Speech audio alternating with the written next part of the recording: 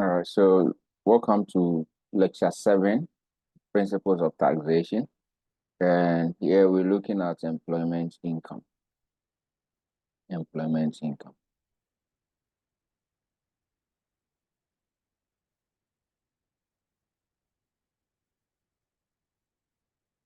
All right, now this one is more of taxation of individuals. So that is basically what we are doing. Taxation of individuals. How do we tax the individual personal income? All right, so that is basically what we are doing. All right. So, what is employment? According to section 133 of the Act 896, it defines employment as a position of an individual in the employ of another person. That means that you have signed a contract of service. All right, so you go to work 8 to 5, or maybe you do a night shift or whatever one it is. You are in the position of being employed. All right, so that is basically what it means. It also means that an individual who is in the position as a manager of an entity other than a partnership. All right. So because when you are in a partnership, you are not employed by your partner. All right. So that is the thing. So we are looking at the position whereby you are a manager of an entity. All right. So those people that are MDs and all those things. Okay. Other than the one in partnership, you are in employment. All right. Then we look at the position of an individual entitling the person to a fixed ascertainable remuneration in respect of the service they perform, like the way we go to work on consistent basis and our revenues are paid or our incomes or salaries are paid on monthly basis. That is what the law is referring to. And it also says that a public office held by an individual. So if you are in a public office, for example, those in government, the president, the vice president, and all those people are deemed to be what? Be in employment. All right. So the employer is the person who actually remunerates an employee in an employment, and the employee is the person who is being remunerated. All right. So that is that. So that is section 133. So if you are asked to define employment, you can do as according to section 133 of Act 896. All right. Now, we also have the general definition of employment. In the general definition of employment, we look at employment as a contract of service. All right. We can also say employment is what? A contract of service as opposed to a contract for service. A contract for service. Now, what is a contract of service? A contract of service is the one that you are given an employment letter, you go to work and all those things, 8 to 5, like the way the general thing is done. This one is called a master-servant relationship. A master-servant relationship. So what then happens? What happens is that you have a master that says that come to work 8 o'clock. You as a servant, you obey. All right. So you realize that this one, in terms of performance, there is a KPI. All right. Your master remunerates you on monthly basis. Your master can terminate your contract. Have you seen that? All right. So your master gives you the resources you need to perform the task. Okay. So that is that. You cannot delegate usually. All right. So that there's no freedom of play inside that. So that is what we mean by a contract of service. All right. So you could see this is the difference between the self-employed is the one that we called what? A contract for service. So to draw the distinction, sometimes you can be asked to, distinguish between the two of them. All right. So you see that here you are controlled by another in the way your work is done. There is a KPI you must fulfill, but here there is no control. It's you yourself. Delegation is a little restricted here, but you could see here, as you can see, you have freedom to delegate. All right. So that is that. You could also see here, as you can see, you could also see clearly that the person, the master, is actually the one who bears all the losses and keeps the profit. But when it comes to the self-employed, the profit is his, the losses too are his. All right. Then here we have parties agree to the employment contract. It gives you the contract you sign. All right. Yes, you agree or you disagree. You go for the job or you don't go for the job. It's as simple as that. All right. So that is that. Here, employee is entitled to sick pay, leave, and all those things. Here, there's nothing like that. You can do it as and when you want. So it's just like, if you are asked these kind of questions, it's no more difficult because you just have to compare you working for someone and you working your own business. All right. So you can use that to do the distinction. All right. Because you can see clearly that in an employment, your employer can sack you. What if it is your own thing that you are doing? Who sacks you? All right. So, I mean, you should be able to draw the distinction from these. Okay. So basically, that is that. All right. Now, the most important thing we are doing here is to tax the employment income. So our objective is to learn how to tax it, okay? Now, if you're going to learn how to tax it, then it means that we need to go back to our section 4 because section 4 tells us the income from employment that we should be taxing. So that is section 4 of Act 896. All right, talks about income from employment. Income from employment. All right, so when it comes to the employment income,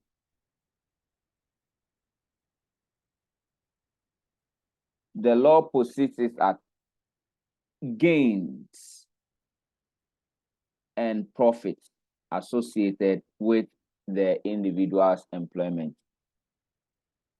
So because you are employed, because you are in a contract of service, whatever benefit that is associated with the contract of service is actually an income. So what are some of the things? As you can see here, we are looking at salaries, wages, because you get them, commissions, gratuities. So all this is gratia and all those things they talk about. So it's one of them. All right. So that is that. That is that. So your wages and salaries, your commissions, your gratuities.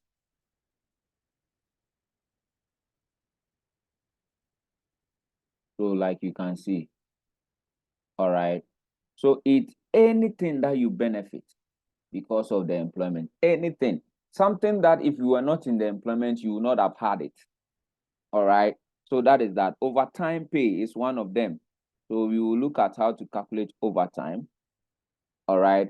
And also bonuses. You will look at that by looking at regulation 4 and 5, all right, of LI 2244. All right. So we will look at that. Then we have any form of allowances, personal allowances.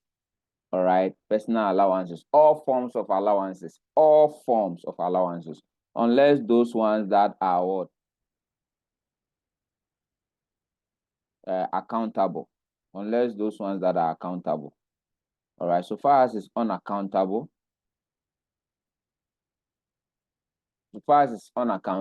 we are going to tax it. All right, so unless those ones, so we are looking at allowances that are unaccountable.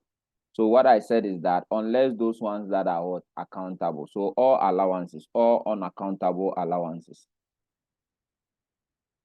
All right. So those ones you go and enjoy. All right. You enjoy free of charge. You don't pay back. All right. If it is accountable, it means you pay back. All right. So that is that. Then we have discharge of reimbursement of an expense. So if you discharge, you do something for yourself, all right, and the company pays you back that thing, all right, it's a gain, all right. So payment of an individual, payment made to an individual in agreement to signing on fee is also part, it's taxed, all right. So that is that. Other payments, including gifts, we've learned gifts, all right. So gifts associated with employment, anything that is, like I said, the key is that if you are not taking the employment, would you have had that benefit? So for example, because I have been employed by ABC company, the manager's wife, who is not in ABC company, gives me money. So anything that I get, and if you ask yourself, I didn't mean that you don't work in ABC company. Would the manager's wife have known you to give you that benefit? No. So it is not things that is coming from the entity alone, but even associate of the entity. All right, people who are associated to the entity. So the key underlining question is that is the key. The key underlining question is what you ask yourself. If you were not in the employment,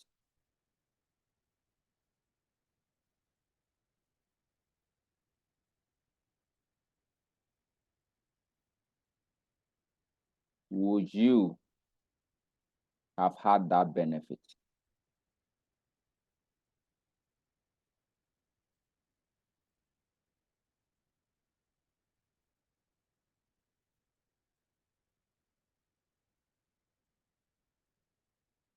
That is the key question. That is the key question. So because of the employment, if you are having it, then it means it's an employment benefit. All forms of it. It can be benefit in cash and benefit in kind. All right. So that is that. Of course, once you get all the incomes, then you have to deduct those things that you have to deduct. All right. So exemptions. For example, we say that the income of a cocoa farmer is not subjected to income tax. I mean, the income of a cocoa farmer from cocoa, let me add that, from cocoa is not subjected to income tax. So let's add that. All right. Then we also talk about the fact that any payment that you have done a final withholding tax on, okay, they've deducted you withholding tax, that one too has to be out, all right, or off your income tax calculation. Okay, so again, a discharge or a reimbursement of an expense. So if you do something for the company on behalf of the employer, if you do something for the employer and the employer pays you back, that is not a benefit. It's just refunding you your money. All right, so that is that. And a discharge of reimbursement of dental, medical, or health insurance expense for an individual. If that benefit is given to everybody, all right, on equal terms. So let's say you get in some offices, they've done insurance for the staff, all right. So since those ones are, you see officers at a various level are giving the same kind of benefit. When you go to the upper level, those two ones are also giving the same kind of benefit. In that case, those discharge, all right, or those payment to the person is also what exempt from tax, all right, because they are associated with health, all right, health insurance and all those things. Again, if you are recruited from outside Ghana, i.e., you are a non-resident, okay, you are a non-resident of Ghana, and you've been brought in to Ghana or from outside another country into Ghana, and you are in for the sole purpose of serving your employer. I mean, they brought you for a specific purpose to do an act. Then it means that, let's say, a plane ticket that they will give to you for your coming is what is exempt from tax, because even though it's a benefit associated with the employment, that one too is exempt. So the law says that it is either it's once. So it's either you take the free plane ticket coming in, then when you are going back, you pay it yourself, or you paid yourself when you were coming in, then when you were going back, the employer sponsored your way out. All right.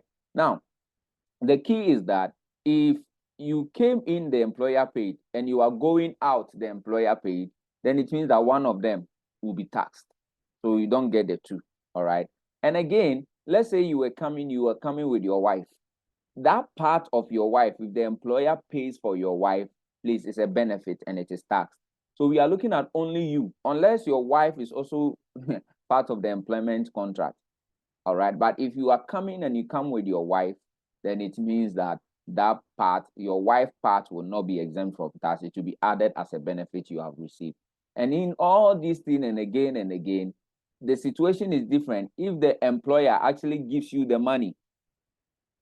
All right. If the employer actually gives you the money, okay, it's different, because that one you have received cash. All right. So that is the case. So let them buy the ticket for you, come in, so that it will be exempt from tax. All right. It is just once. It is in or out. In or out. This is it. In or, it's not in and out. The key is or out. All right. So that is what the law says. All right. Then again, if they provide you accommodation and you are working in a timber, mining, building, construction, farming, petroleum operation, if they give you accommodation at site, that one too is exempt from tax. However, if they gave you the money to go and rent it, that one is taxable. So if you understand tax laws, why do you have to give the money to the staff to go and rent a house in proximity of the workplace, when that one will be taxed? But when you, the employer, rather go for the rent for the employee, it will not be taxed on in the hands of the employee. So do them a favor, just do the employment, the rent, the accommodation for them. All right. So that is that. That is that. Okay.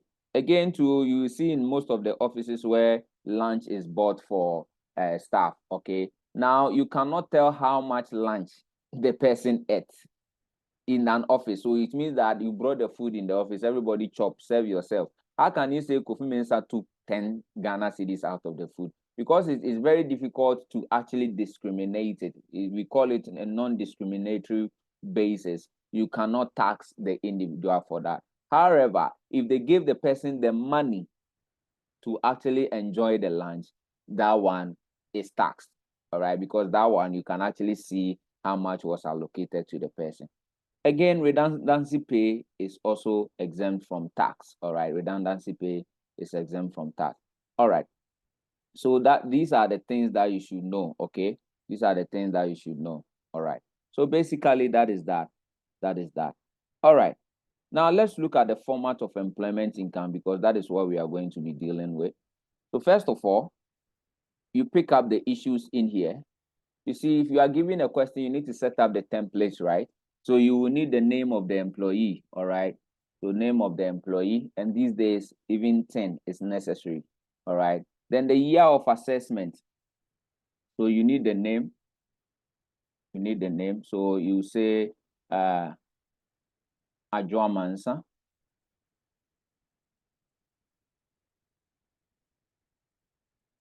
Then you say computation of tax payable.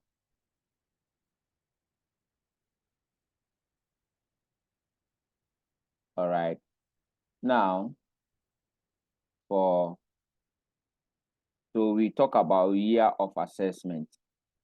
What is the year of assessment? The year of assessment is the year in perspective you are taxing it. According to Section 18 of our Act, the year of assessment of an individual is the calendar year.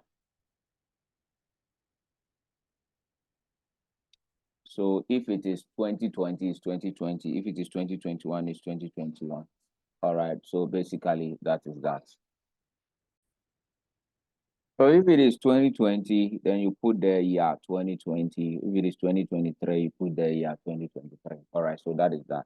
Then you talk about the basis period. What is the basis period? The basis period is every 12 months within a year of assessment. So the 12 months in a year of assessment.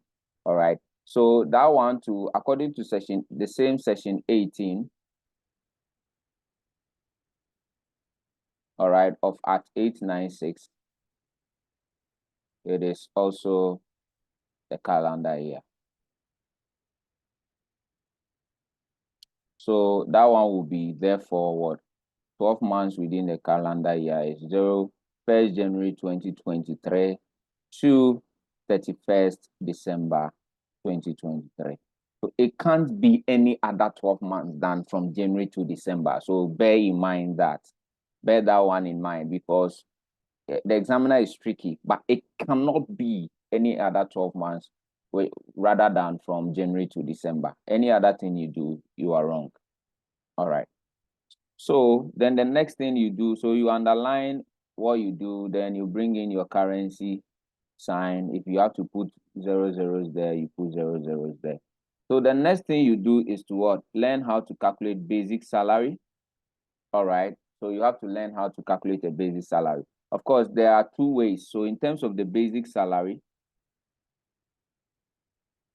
we have the fixed and we have the variable or the range. All right, the one in range. All right, if it is fixed, then you'll be given in your exam, the person takes 10,000 cedis annual. You just put it there. All right, so basically that is that. But it can be variable. What do we mean by variable or the range? The examiner can say that Kofi Mensah takes 10,000, then you bring something like 300 and do something up to like, let's say 12,000. What does this mean? This means that his salary is 10,000 per annum. Every year it increases by 300, but there is no way in your calculation that salary should ever exceed 12,000. All right, so that is that. So we will learn how to calculate some of them right now. So you get the basic salary. Then the question will tell you the allowances. All right, the allowances. So like I said, retainment allowance, unaccountable, travel allowance. But what the examiner is going to do is that he's going to tell you that, for example, subsistence allowance will be something like 5% of the basic salary. So if that means if you get your basic salary wrong, everything you'll be doing will be wrong. So the cost of living allowances include all these things. All right, so you add them. When you add all the allowances, then what you are going to get, you put them in here, then you are kind of getting a consolidated salary. All right, your consolidated salary. All right, then there are other cash benefits like fees. So what do we mean by these ones? Fees your employer will pay on your behalf. So your employer can pay your children's school fees. It's a benefit, okay? So you see, this one, you are not the person receiving it. An associate person of you is receiving it. So whether it is coming from the entity or an associated person of the entity, and you are the one receiving it, or your family member is receiving it, i.e., an associated person of you is receiving it, they are all what benefits. All right, so that is that. So it includes fees they pay on your behalf. If it includes any fees you also collect from them, it includes commission, gratuities, your leave pay, overtime. You will learn how to calculate overtime very soon. Then excess bonus too, we will learn how to deal with that very soon. Reimbursement of an expense incurred by an individual. Okay, so for that individual, so if you incur something there for yourself, then the employer reimburses you. It is a benefit you have gotten. All right, so that is that. Then the payment made to an individual, okay, in agreeing to a contract. So you did that payment, because you are signing on fee, what we spoke about. We have other benefits like gifts in respect of the employment, and we also have all other taxable benefits in cash. All right, you add all of them out. These are direct ones, then you add the indirect ones. For example, we spoke about SNET, that the fact that the 13% that the employer will pay on your behalf. You remember, yes, it's also a benefit you are getting because you are associated with the employment. If you are not employed, you won't pay that 13% for you free of charge. So it's a benefit, okay? So that is that. And also the voluntary, the one that you pay on your behalf, they are all benefits, okay? Except that the 13% that the employer paid, which is compulsory, we learned in SNET that one will be added back. Will be added as a relief, all right? So you will deduct it again, but not the voluntary one. Be careful.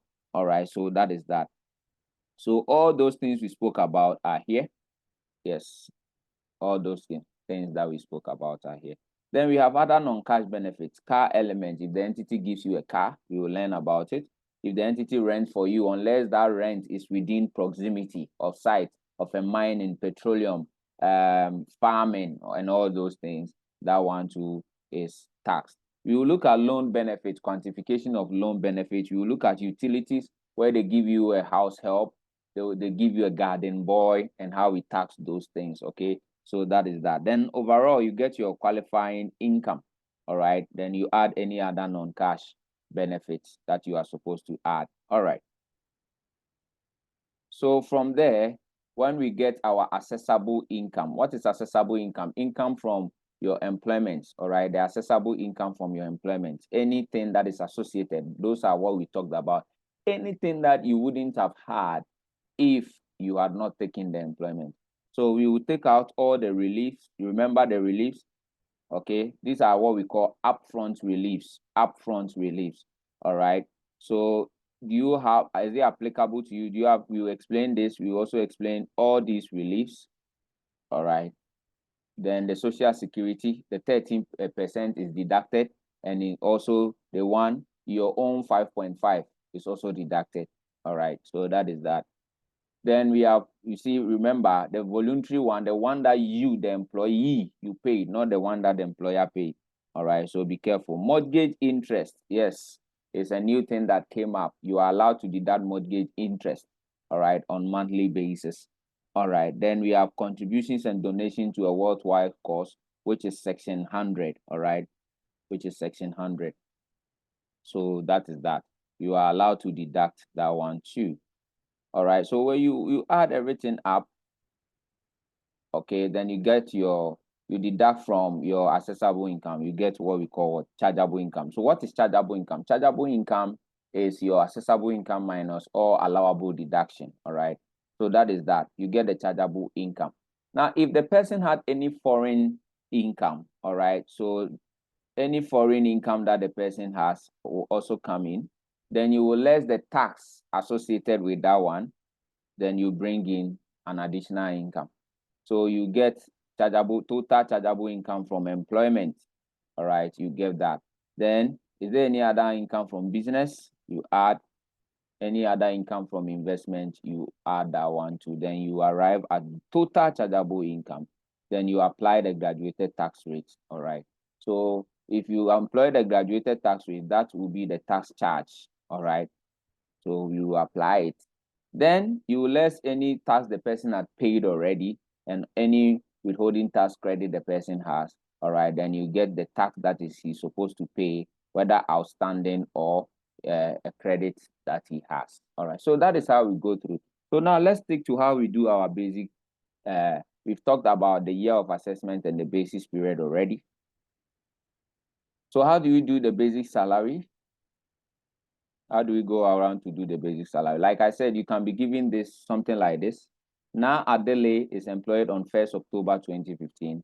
The salary scale is 12,000, increasing by 150 per year, but it should never exceed 13,500. So it says that compute is accessible income for year 2020. Now, what are we going to do? If she was employed in October 1st, then and every year he takes what? 12,000. Now, how many months are in a year? 12 months. So it means that when she was employed, she took from 1st October 2015, 12 months to that will end 30th September 2016. And she earned how much? 12,000. So that is what you see here. So you continue to do. Don't forget, we want the income for the 12 months in what? 2020. So we continue. 1st October 2016. So to here to be 30th September 17. It increased. That is the meaning of this. Every 12 months, every year it increased. So we continue October 17 to 30th September 18.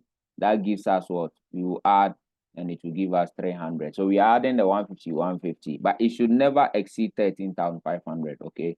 So we have here again, we've not gotten our full 12 months in 2020. So we continue until we get the 12 months in 2020. So this one will be 2019. If I add it is what? 12,450.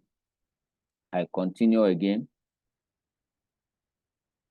19 to 30th 09/20. So this one will be what? 12,000 what? If I add it, it will be what? 600. All right, I seem to get the 2020 now.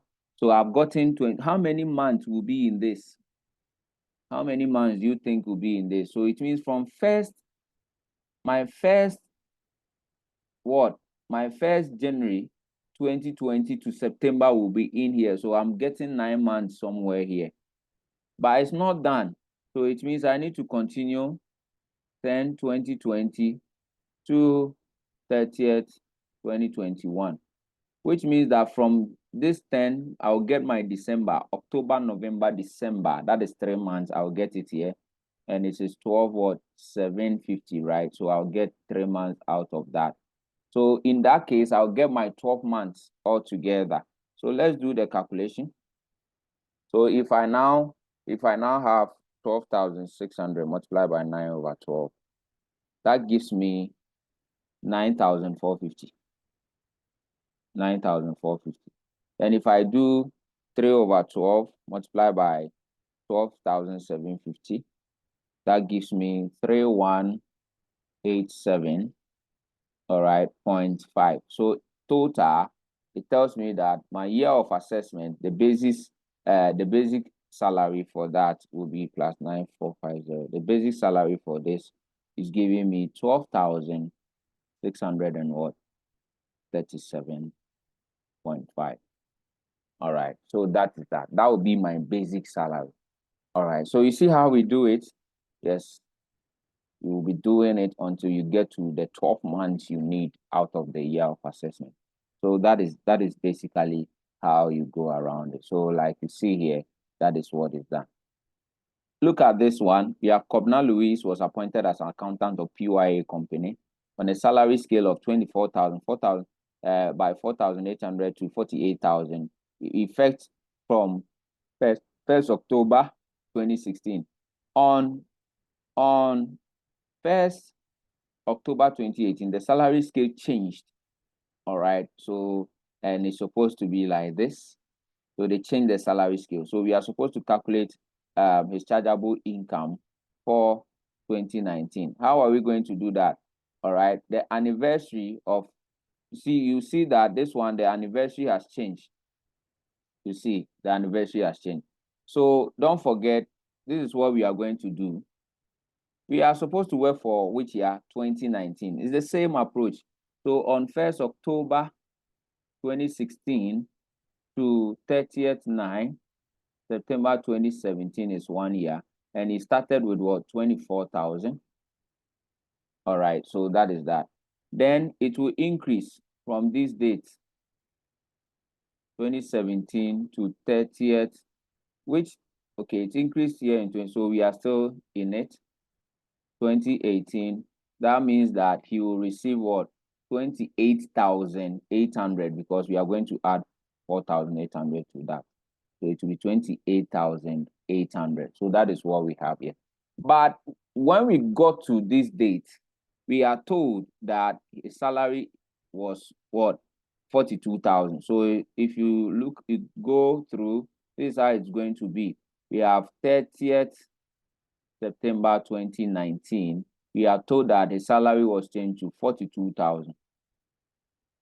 We are supposed to do 2019, but we don't have our full 2019 in there. So we will go an extra year, which will be 2019 to 30th September 2020. And here we will add, how much are we adding now? 6,000. So it will be 48,000. So in here we have 9 months out of it. And in here we have 3 months out of it. So it means that our first one will be 42,000 multiplied by 9 over 12, which gives me 31,500. Then in the last error, we find our 3 months inside there. So that is 48,000 by multiplied by 3 over 12. So we have like 12,000. So putting those things together, what do we have? We have 43,500 as a salary. All right. So basically that is that. You see here, they said it should never exceed 66,000. The salary didn't exceed 66. All right. So that is what you go through and do. And that is exactly what you see here. All right. So that is that. That is that. Okay. So what are we going to do? We now break forth into doing the additional allowances. You add the allowances, those things that you need to add. You add all the allowances that has to happen. Then you will get, what do we call it? The consolidated salary. So you add all the allowances, all right? But in the allowances, there are 2 of them we need to take time and break through: the overtime and what? The bonus, all right? the overtime and the bonus. How do we tax overtime and bonus? How do we tax it? Let's first look at overtime, because that thing can come as a question on its own. So overtime, taxing overtime. Now, two conditions must be fulfilled. All right. Number one, those who qualify for overtime, the qualification is that, number one, that person should be designated as a junior staff. So if you are not designated as a junior staff, you don't qualify. All right. A junior staff. So by designation, all right, you have to be a junior staff. Again, number two, your basic salary should not exceed 18,000. We call it 18,000 currency points. A currency point is 1 Ghana cedi. So it has to be what? 18,000 Ghana cedi. So your basic salary should not exceed. Basic salary, we are talking about your annual basic salary, all right? Should not exceed 18,000 Ghana cedis. All right, so that is it. Now, if these two, the two must be fulfilled. If the two is not fulfilled, please, there is no overtime. You just add it to the person's graduated income, all right? Consolidated income must be fulfilled. The two conditions must be fulfilled. Please take note of that. All right, so that is that. Now, if the person has fulfilled those conditions, then what do you do? What is the taxing principle? The taxing principle is that you will look at the amount of the overtime. You look at the amount of the overtime. Now, what are you going to do? When you see the amount of the overtime, you will calculate 50%. So what you do, you first calculate 50% of the basic salary. 50% of the monthly basic salary, not the annual, monthly basic salary. Because overtime is paid on monthly. All right. Then you get an answer. Then you compare that 50% to the overtime. Compare your answer, the 50% that you had, to the overtime amount. To the overtime amount. All right. So that is that. Now, if you compare and you realize that the overtime amount is below the 50%, so if the overtime amount is less than the 50% of monthly basic salary,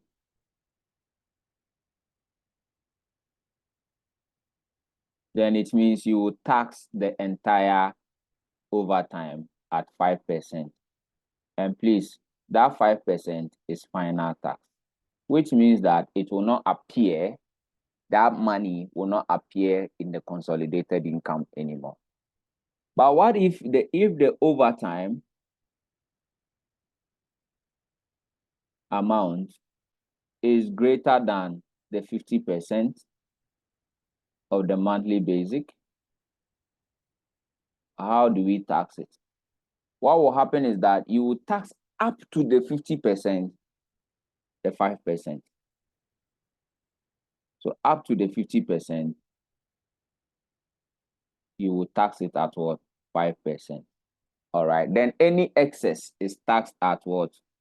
10%. Excess is taxed at what? 10%. And these two are what? Final tax. Okay. So overtime does not appear in your consolidated income if the person is a junior staff. But if the person is not a junior staff, you add it. You won't even try and do any overtime. So let's look at this illustration. Mr. Ben is a junior staff member. Okay, so it means condition one is fulfilled. He's a designated, Abby. All right. He said he's a junior staff member, but does his salary exceed 18,000? Let's see. His monthly salary is 700. So this one we said annual. So if we multiply the 700 by 12, how much will it be? So let's do 700 by 12. That gives me 8,400. which means that he is qualified as a junior staff. So he's a junior staff. So in that case, we won't add it to his consolidated income. You will tax the overtime as a final tax. Okay, so he said that he received 500. So we will do 50% of the monthly basic, and that gives what? 350 Ghana cedis. All right, how much overtime was he paid? He was paid an overtime for 50. So this is it. The 50 is below the 350. So what do? We will tax 5% of the 50. And that 5% of 50 is how much? 2.5 Ghana cedis. So this is his final tax, 2.5 Ghana cedis. He will pay that one straight up.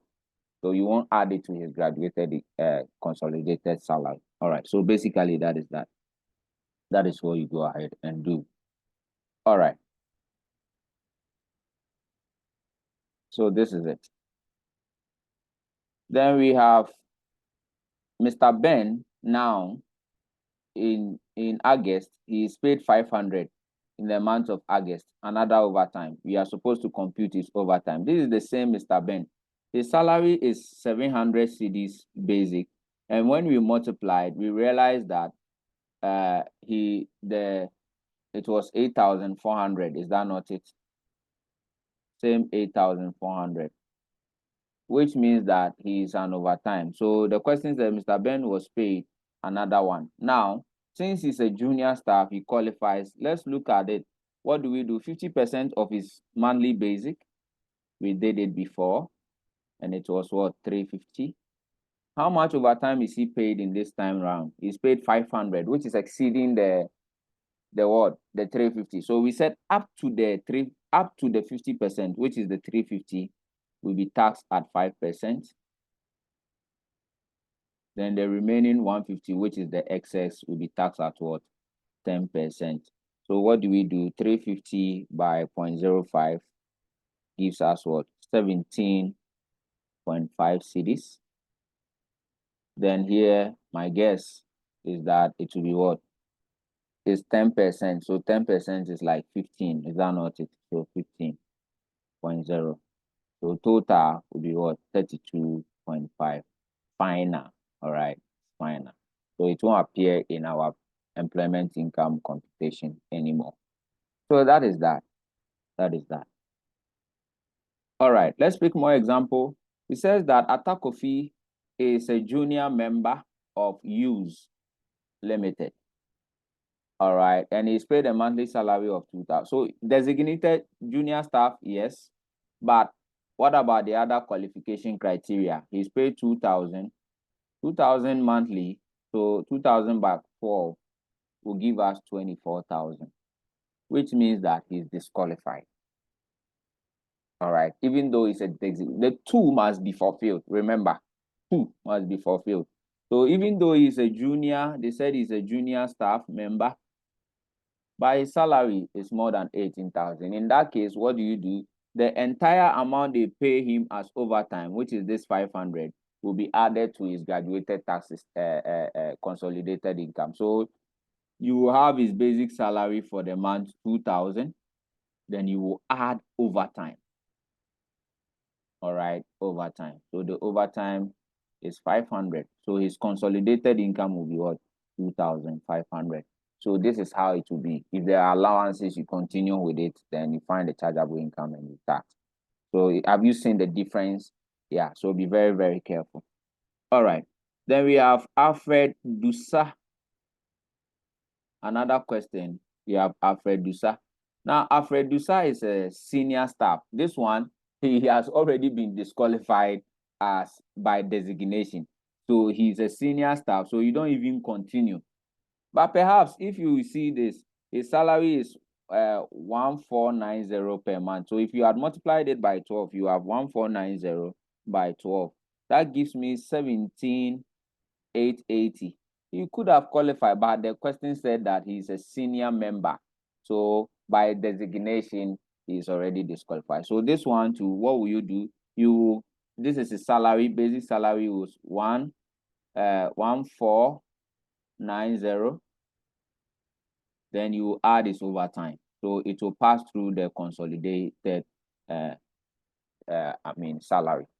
You won't tax it like an overtime. All right. So basically, that is that. All right. So that is it. So you see, we've added it here. So the two conditions must be fulfilled. That is the most important thing. The two conditions must be fulfilled. So that is how we tax an overtime. Next is how we tax a bonus. How do we tax bonus? How do we tax bonus? Okay, so for bonus too, is the same thing. What are we going to do? We have to find first 15% of the annual basic salary of the person. So bonus. So we will do 15% of the annual basic salary.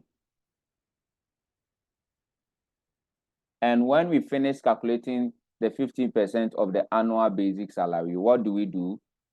We will compare it to the bonus. Compare it to the bonus pay.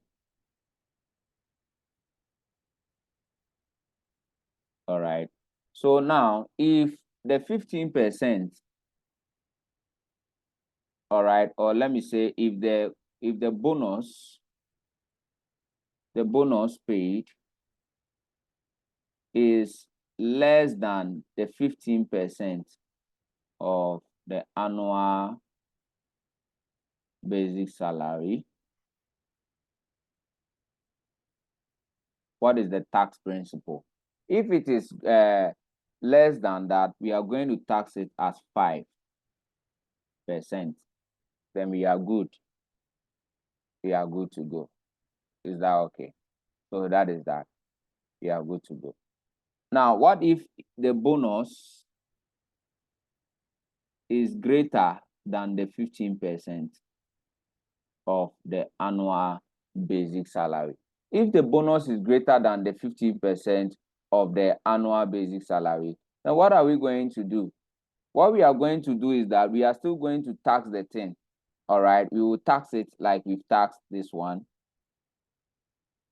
We are going to tax it at 5 up to the 15%. So like I said, like the way we did the other one. So up to the 15% will be taxed at what? 5%. All right. Then the excess over that 15% will be added to the consolidated salary. You will add it to the consolidated salary. So that is why you saw inside the format what? Excess. All right. So unless it is excess, it doesn't come there. So you saw it in the template. All right. Yeah, this is it. What comes here is excess. And this overtime bonus pay is for those who don't qualify. All right. Because so far as the person qualifies, it will not appear here. So this one, all right, the excess bonus is the one that will appear there. All right, so let's take some examples on the computation of a bonus. All right. So now you've learned how to calculate the basic salary. You've learned how to calculate the allowance because it is usually given on the basis of the basic salary. All right. Then you've learned how to calculate the overtime, and you've also learned how to calculate the bonus. All right. So that is that. Now, so let's look at some examples. So look at this. He said that if Fiacom works at ABBC and annual basic salary is 100,000. So first of all, what will we do? We will do 15% of the annual basic salary of 100,000. And my guess is that should give us what? 15,000. Is that not it? All right. So that is that. Then she was paid a bonus of 14,000. So since the bonus is below the 15%, we will just tax the bonus at 5%. All right. So that is that. So 0.05 by 14,000. It means this man will pay a final tax of what? 700 cedis. All right, so that is that. Basically, that is that. All right. So let's pick another example. So this one, it says that Kwame Fiavi his annual salary is 120. So if we do 15% of the 120, how much are we getting? So 0.15 by 120,000. That gives me 18,000. How much bonus was he paid? He was paid a bonus of 20,000, which is exceeding the 18,000. So it means up to the 18,000, we will tax it at 5%. Then the remaining 2,000 will be added to his consolidated income. So we just tax this one at 5%, which means that the final aspect of this is 900 cedis. Okay. So the remaining 2,000 out of this, we will add it to what? The consolidated income. So in the consolidated income, how will we have it? We will have his salary, basic salary. His basic salary will be what? 120,000. Then we will add excess bonus. Excess bonus of how much? 2,000. All right. And that is giving me 122. All right. Then we'll continue from there to add anything that we are supposed to be adding. All right. So that is it. That is how you go by. All right.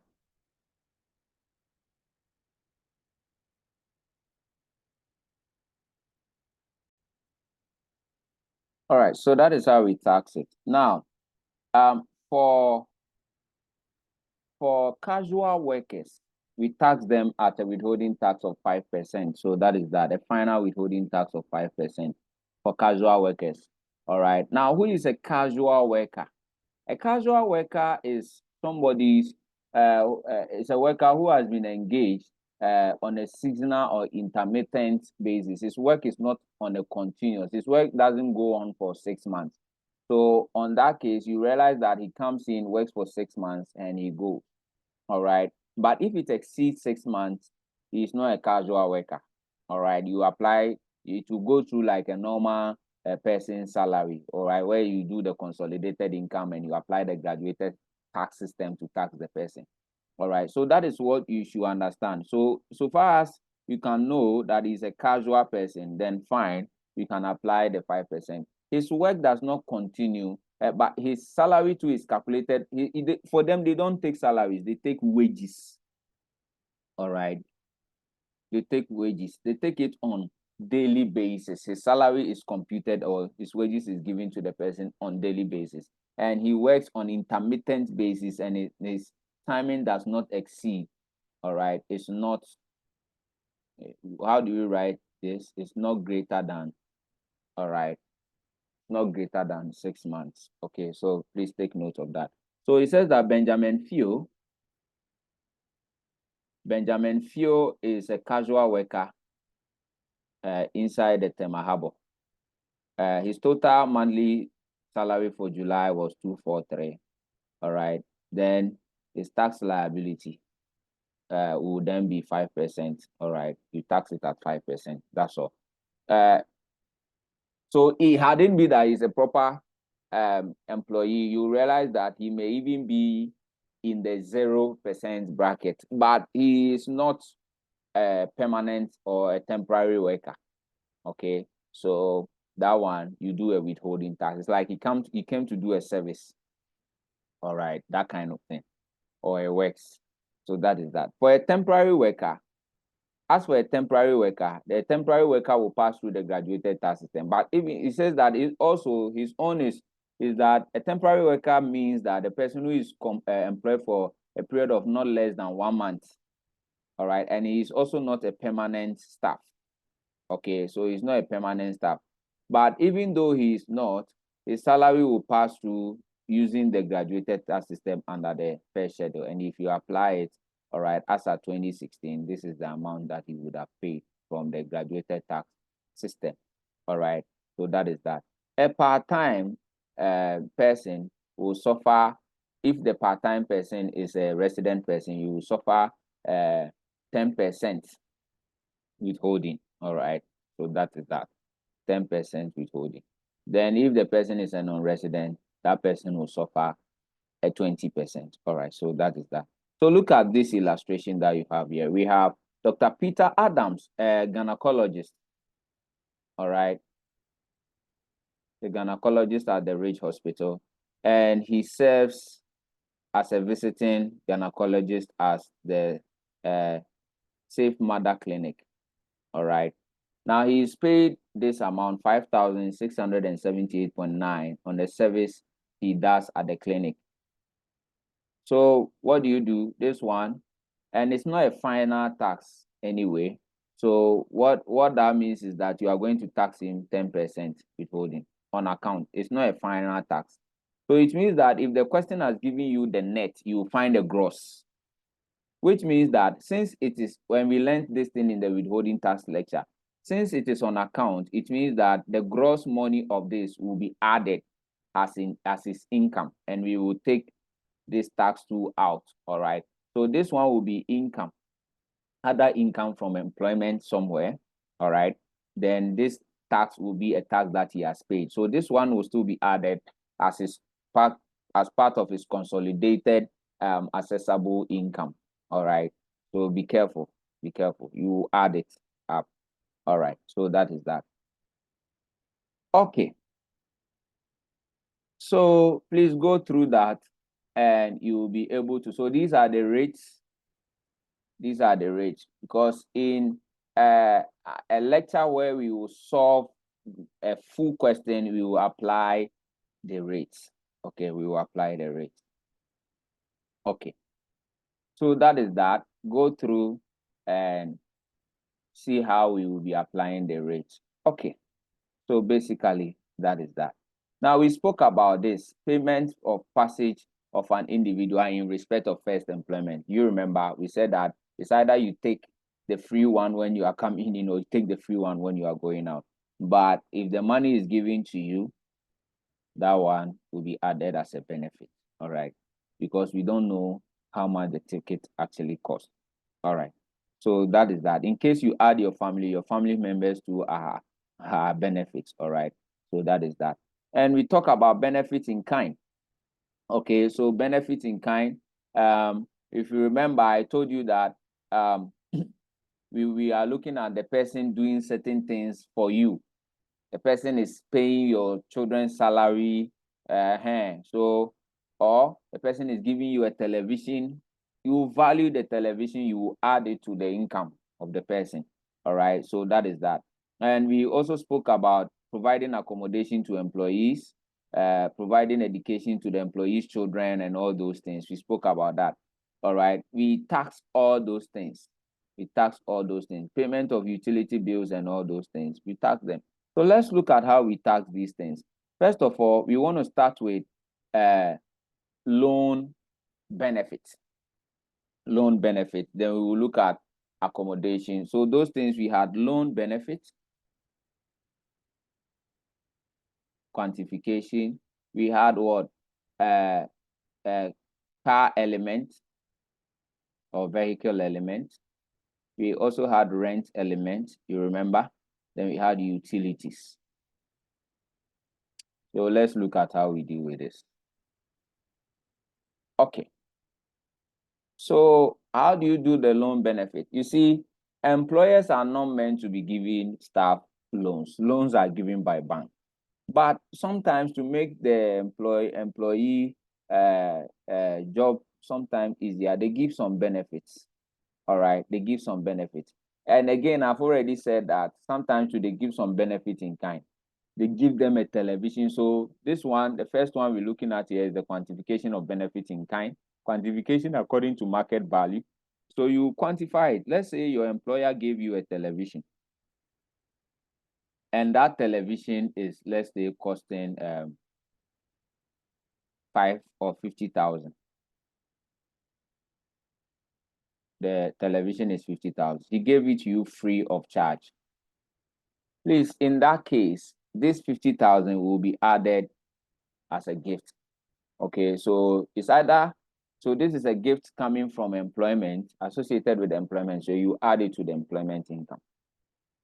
What if he sold this thing, it is 50,000, then he sold to you. So if this is the market value, he sold to you, let's say at 40,000, and say that you should pay 10,000. or let's say the thing is 50,000, he sold to you at 40,000. So you paid what? 40,000. It means you have benefited 10,000 free. So the 10,000 will be added to your graduated or your consolidated income. All right. So basically that is that. So the part that you enjoy for free after the market value will be added as an income. The part that you paid, so this one will be 50,000, but you paid 40. It means you enjoyed only a benefit, a gain of 10. So that one will be added. All right. So take note of that. Then we have here, we have this one. We have motor vehicle. So if the entity gives you a driver and a vehicle plus fuel, it will be 12.5% of your total cash emolument. So watch it carefully. But it will not exceed what? 600 per month. 600 per month. However, this thing was changed in 2023. So look at the year the examiner is asking you the question. So if the examiner is asking from May 2023, if the questions requirement is in 2023 and you are actually doing this, and you see that this is tricky, and in this case, I believe that your examiner will still keep it at your exam at year 2022. Because it is said in the policy that one basis period must pass. But you see, the trick is that, you see, in this particular one, the year of assessment of a person, we said start from January, the basis period start from January to what? 31st. All right. So if the examiner examines you and your year of assessment is 2023, then it will be very, very, very interesting. You have to check the month. All right. You have to check the month. Because in the year 2023, some part of it from to April, it was 600 per month. But it increased, or if it is 20, so it means that your first 4 months, your first 4 months to April, and that is why I believe that they will keep it at 2022 so that you may apply the 600. But if your question is in 2023, then what it is going to be is that your first 4 months, which is April 2020, 1st January to the 30th April 2023, you are going to be applying 600 per month. So 12.5 of the total cash emolument. All right, so you apply it. So let's say the total cash emolument is 10,000. 10,000, which means 12.5 will be what? 12,500. Is that not it? No, to be 1,250. All right, so 0.5, 10,000. So it will be 1,250. Now that 1,250 is, you won't use the 1,250 because you are limited to what? Only 600. But for the month in this one, you apply the 1,250 from May. So that is the trick that is in there. It's a little bit tricky. So bear in mind that before May 2023, it was limited to 600. So even if you get anything above 600, the one that will be taxed is just the 600. But if it is from May 2023 coming, then it means that what will be taxed is up to 500. So it's either what you had is less than the 1,005 or the 1,005. So if you had more than 1,005, you keep it at 1,005. If you have less than 1,005, you use what you had. That is from the May coming. All right. And the other one, if it was in the April to January, then it will be the other way around. So if it is less than 600, you use your less than 600. If it is above 600, then you only use what? 600. All right. So basically that is. All right. So what if it gave you fuel and the vehicle with no driver? That one will be 10% of the total cash emolument. So you do 10% of the total cash emolument. Then you compare. Here, before May, it was 500. Then from May going, it was 1,250. So whichever is what? Lower. All right, whichever is lower. So if it is the only the vehicle they gave you, then what is going to be is that you will do 5%.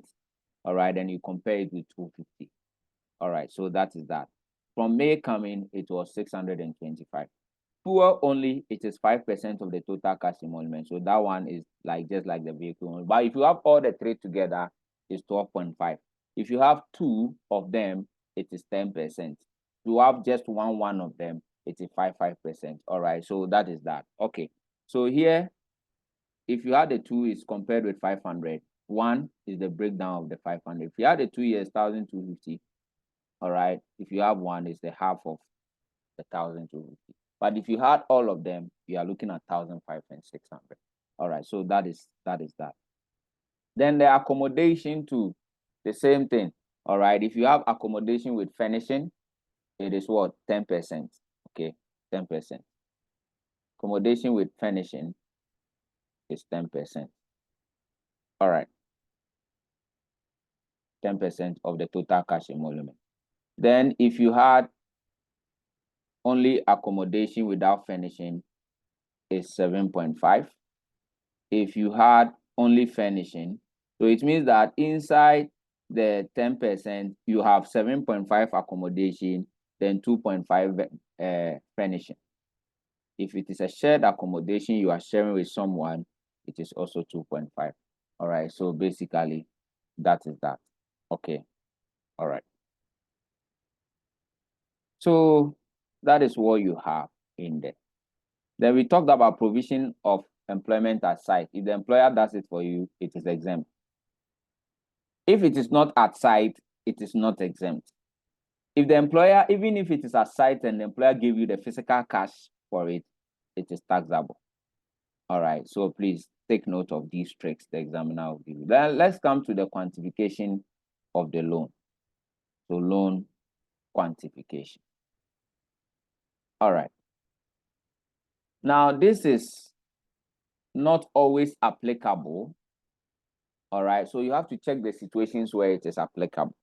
What are the situations where it is not applicable? It is not applicable, number one, if the loan is, we said that this one, the benefit of the loan provided in the year of assessment, we said that 3 things must happen if you will not quantify the loan.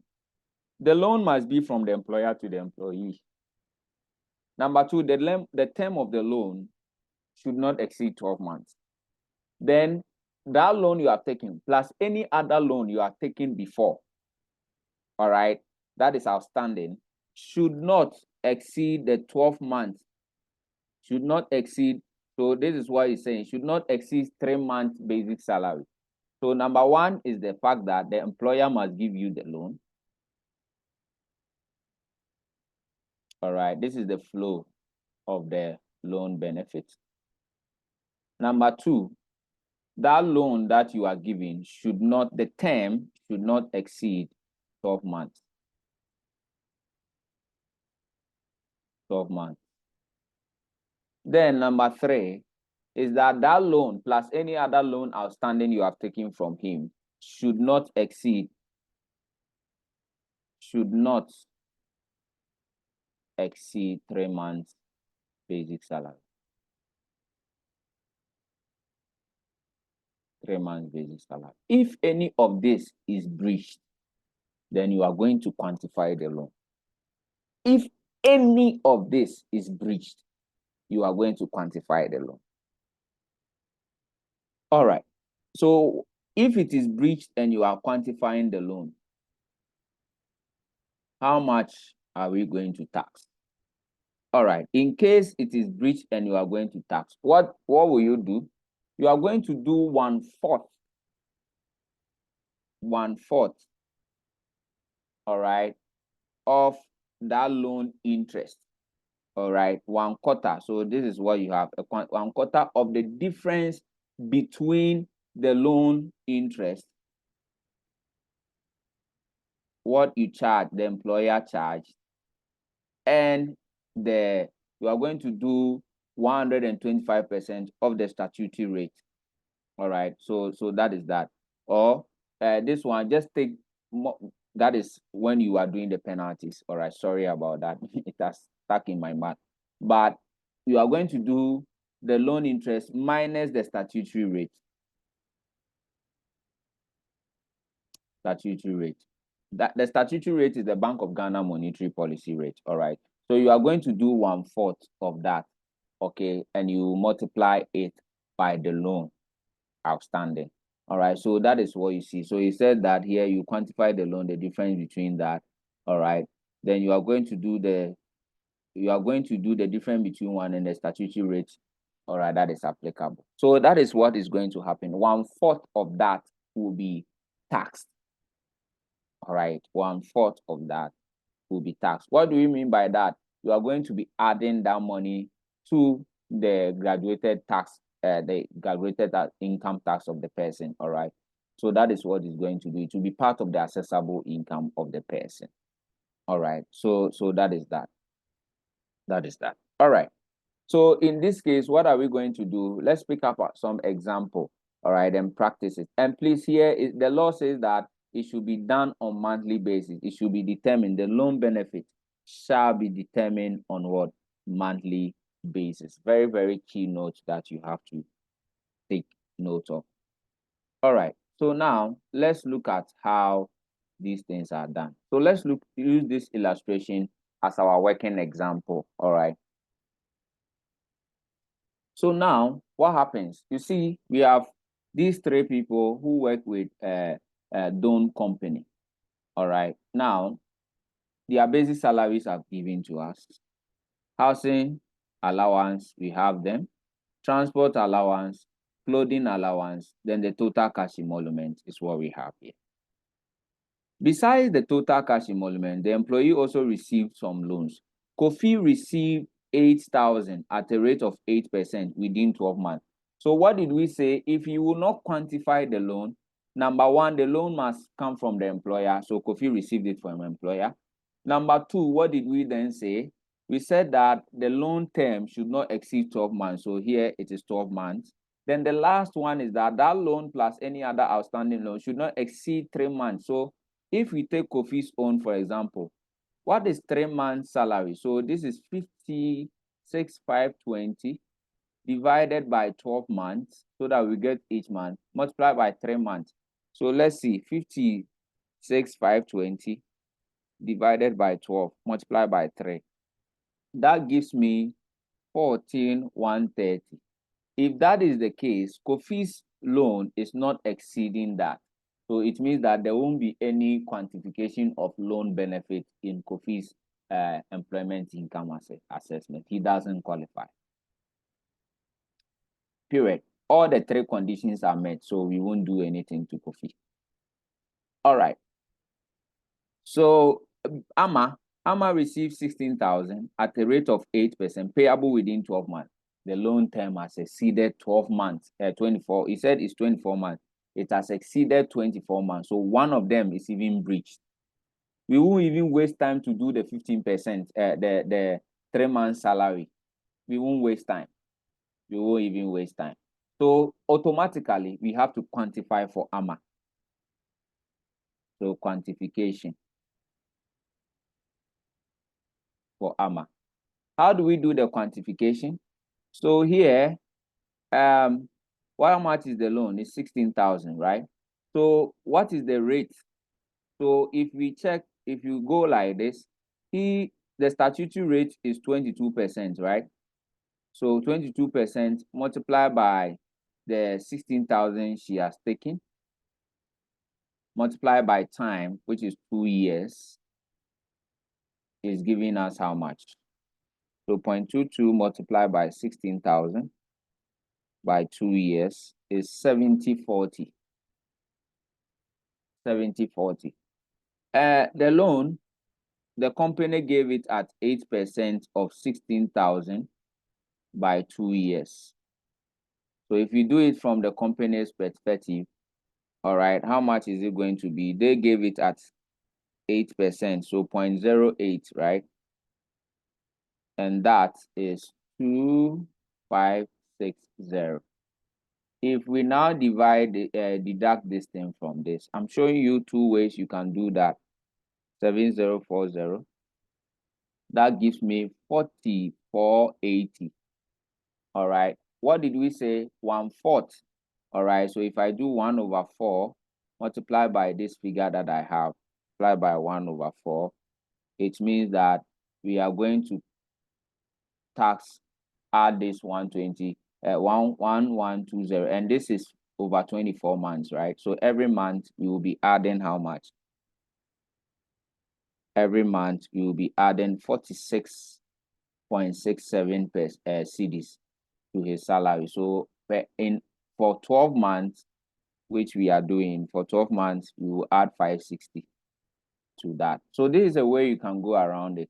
Let's see the other way around it also to see. We are told that it is 1/4 of the statutory rate, 22%, minus the rate that the entity is charging. We are multiplying that in by 16,000 and it is for 2 years. Will we get a straight answer? So 22 minus 8 gives me 14%. 1/4 of that 14% multiplied by 16,000 by 2 years. That gives me straight up answer of 1120. So if I want to find monthly, I will divide it by 12. If I want to 24, sorry, 24 months. 24 months. If I want to also determine the monthly one, so that is the monthly one. So it's the same thing. We have 46.67. If I want to get the 1 year out of that, I have 560. So but the law says that we should do it on monthly basis. All right, so that is how you find. So this figure will be added on monthly basis to his loan benefit. So it will be added in terms of finding the accessible income. All right, so that is that. So we look at the other person. Kojo received 10,000 payable within 16 months. So right there, you know that it has exceeded the 12 months. It means that Kojo qualifies for us to tax the money. And it says that the loan, in addition to outstanding loan, 5,000. So you could see clearly that, I mean, since the 16 months is breached, there's no cause for us waiting. We just know that we are going to quantify it. All right. So how do you quantify it? So let's just, for the sake of time, all right, how do we quantify Kojo's own? Yes, you see that it has exceeded 12 months and therefore we are, so this is the one that we did. You can go around it like this, or you can choose to use the shortcut that I did. All right, so this one we find out is 250, but it's not necessary because what happens is that he has even exceeded the 12 months. All right, so normally what do you do if you want? How much is the outstanding loan that we are calculating the interest on? If you check, if you go back to the question, it is 10,000 and 15,000. So together he has a loan of what? 15,000. So if you want to do the shortcut way, or if you want to go by, so you can do what do we call it? What's the loan interest? What's the loan? Receive 10,000 payable within 12 months. The loan and the outstanding loan. So the percentage is not shown here.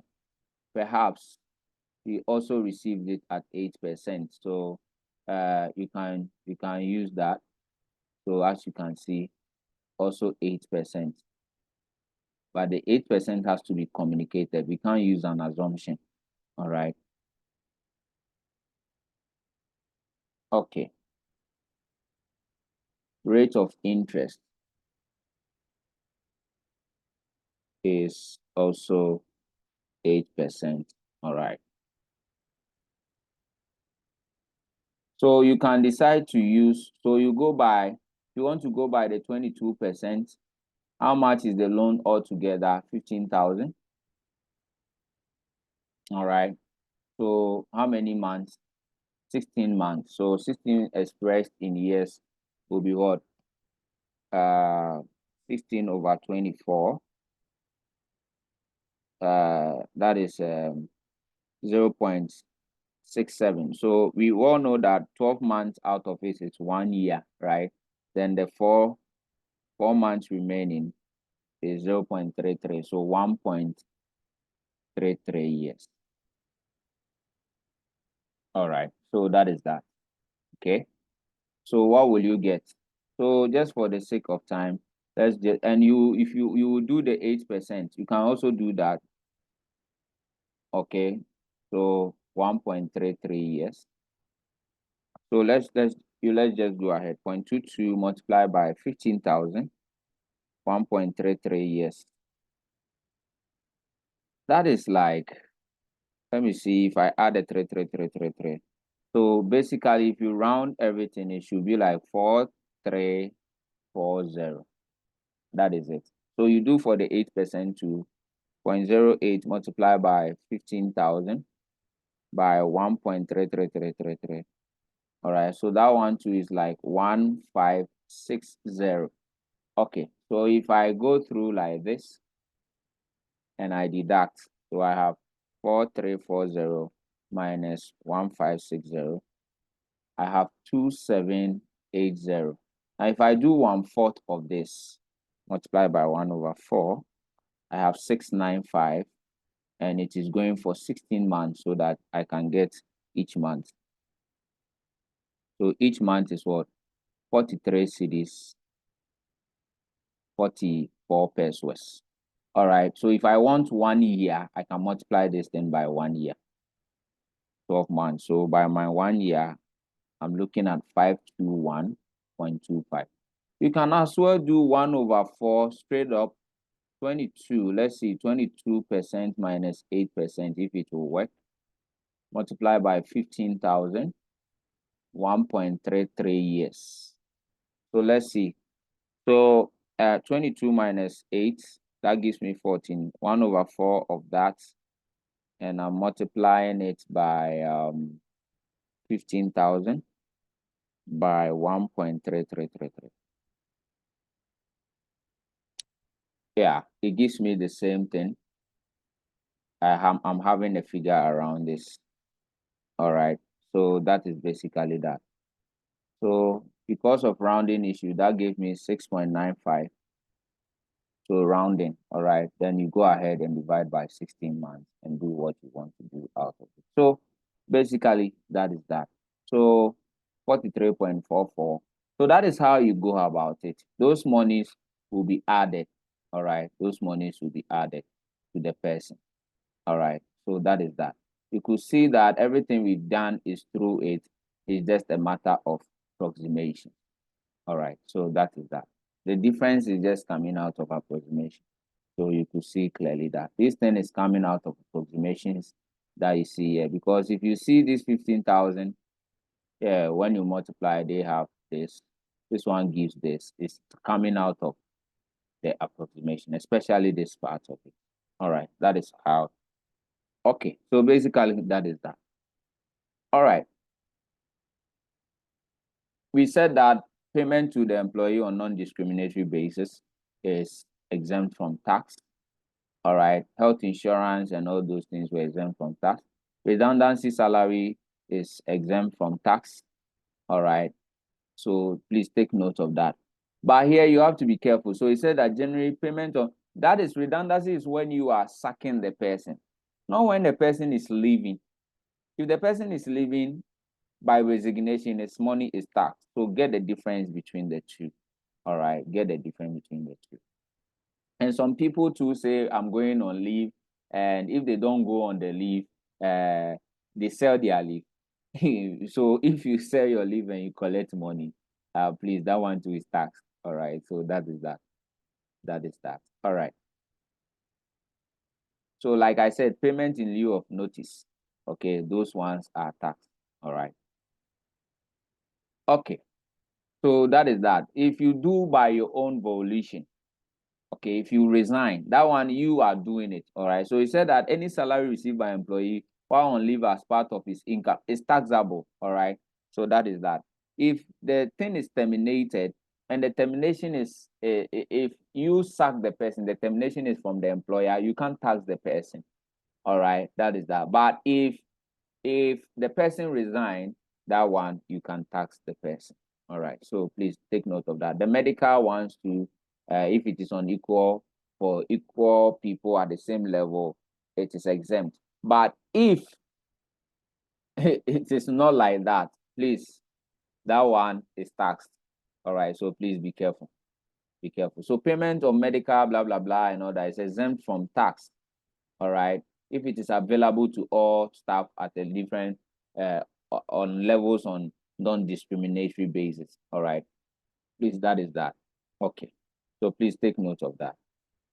Employment gift is added to the employment income. Award is valued and added to the employment income. Appreciation added. Ex gratia is added. All right. So that is that. So basically, that is that.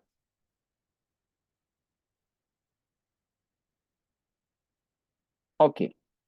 So we've seen all those things we are supposed to add. Then we come to the personal reliefs.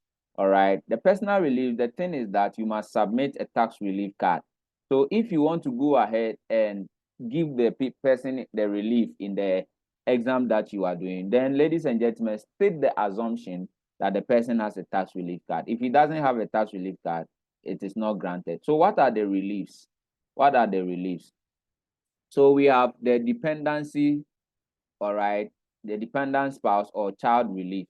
So if somebody is depending on you, okay, if somebody is depending on you, that one, you are going to have 1,002. All right, but formerly it was 2,200 cedis, but now it is 1,002. It is per annum. All right, so please, that is that. So this is it. It is called dependent spouse or child relief. So this is the condition to it, or child relief. So this is how it is. It is granted to somebody who is married. So if you have a marriage, it is assumed that you have a dependent spouse. All right, you have the 1,002 per annum. But if you are not married and you have 2 children you take care of who are depending on you, you also qualify. So it is either you are married or you have the 2 children. All right, so any of them. Okay, so please take notes. All right, you have the 1,002. That is starting from 2021. It has been 1,002. If you the disability relief, that one is 25% of the accessible income.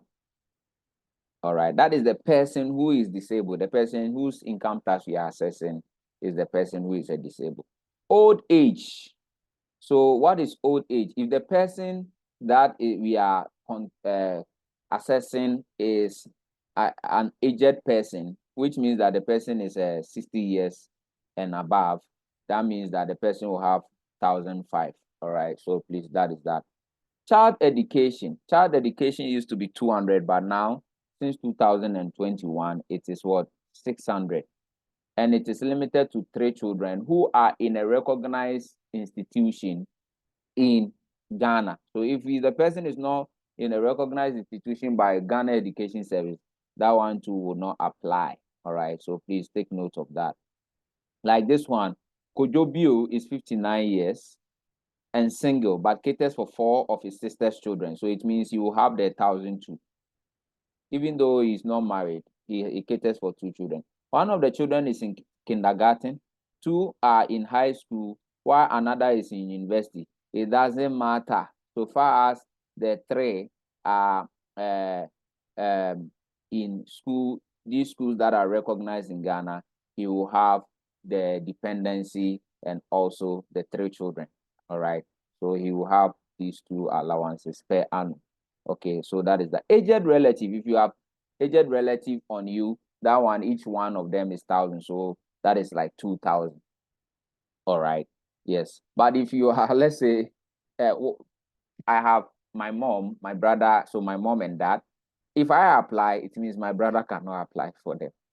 All right. So that is that. It is just for one. Cost of training. So if you are in any professional, so those of you are doing this ICA thing, all right, not academia, professional, technical, and vocational skills. So you are in ICA, you are doing this professional. You have 2,000 per annum free. I mean, this 2,000 is like your dues and some of your exam fees. Is that not it? You are in that course. So per annum. All right. So you should apply for this and use that one to pay some of the expenses. All right, that you are incurring in this ICA course. All right, so that is that. So pick up a form, yeah, can download it from the GIA website. Just fill it up, add your passport picture, add the details of the people you are filing to get the relief on. Then that's all. All right, so that is that. These are all upfront. All right, you get them. And the SNIT tool we did, all right, the 5.5 and the 13%. Okay, so both of them. All right, so together the 18% is granted as a relief. All right, that is that. Then contribution, okay, that is what we've discussed. If again, if the 16.5 that is left, you are the one who paid the provident, is also allowed as a deduction, or any portion of the 16.5 that you paid, all right, is allowed as a deduction. So you are allowed to deduct those ones too. All right, so that is the part of, and we did that in pension. All right, if you are working in the bank, I mean, you have some clothing allowance. Okay, so if the person that we are assessing is working in a bank, all right, it says that it is a 20% of the clothing allowance reimbursed as a, so this one, it came about when the Bankers Association took GRA to court, that they are taxing them on their clothing allowance, but that money is actually meant for what do you call it, for them to buy shirts. So the clothing allowance will not exceed 5% of the basic salary. So you calculate 5% of the basic salary. All right. If it exceeds that, then you are going to, so 20% of the clothing allowance. All right. So that is that. So we first calculate 5% of the basic salary. All right. It shall not exceed that. Okay. So if it exceeds that, please, that one rule that the Commissioner General ruled that GRA, so it says that rule that GRA 20% on clothing allowance as a reimbursed expenses that serve as a proper business purpose. So we are looking at dressing that serves as proper business purposes. I think this is the reason why most of the bankers are now wearing t-shirts. Yeah. So if you are assessing somebody, the clothing allowance, all right, shall not exceed 5% of the basic salary. Contribution to a worthwhile cause. These things normally don't appear in your exam, sincerely speaking. Yeah, it normally don't appear in your exam. I've not seen a paper that this has been tested before. Now, as part of your employment income calculation, maybe they bring it up separately. All right, that is that. Okay, so now if you contribute to a worthwhile cause, please, the worthwhile cause, it has to be recognized. All right, it's not just that you just gave the thing out and nobody recognized. There has to be a receipt to show forth, all right, that the thing you did has been accepted. All right, so that is that. And that one, any expense you do in that regard will be given to you as a relief. All right, so that is that. Then the last one will be a mortgage interest. Any interest that you pay on a mortgage, that one too is allowed as allowable deduction. But please, the interest is given to only one residential premise. All right, and the loan that you took must also be designated in Ghana cedis. All right, so if the loan is in dollar, you are not qualified. It has to be in Ghana cedis. All right, so that is that. And it must show that the bank is deducting you the interest for your mortgage in your salary, and GRA to offer it back to you as a relief. So ladies and gentlemen, these are what you go through as employment income. The next video that we're going to go through to do is to try and solve the past questions. All right, we will pick the past questions and we will be dealing with that. So that one will be a part 2 of the employment income. All right, so we will look as much as possible, almost all the past questions in that 1.5 video that we will have. All right, so thank you very much. Go through this to have the principle down. Then the next time we meet in lecture 7 part 2, we will actually take time and do the calculative bits of it. Thank you very much and see you in the next video. Bye-bye.